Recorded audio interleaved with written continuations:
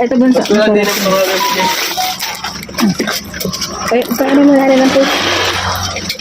Isang magandang araw sa inyo mga ka-EU. Ngayon nga ay papunta ako sa tindahan ng mga chocolate dito sa Taoyuan na ang nagmamay-ari ay kapwa natin Pilipino. Medyo malapit nga lang dito sa amin kaya nag-e-bike na lang ako. Ayan mga ka-EU, natagpuan ko na yung bilihan ng chocolate dito. Malapit lang pala.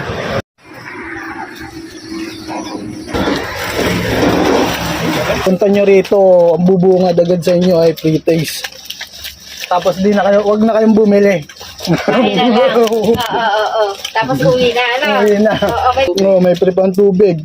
Maliit lang yung space nila pero marami silang tindang chocolate. Meron din silang mga pangpalaman, kape.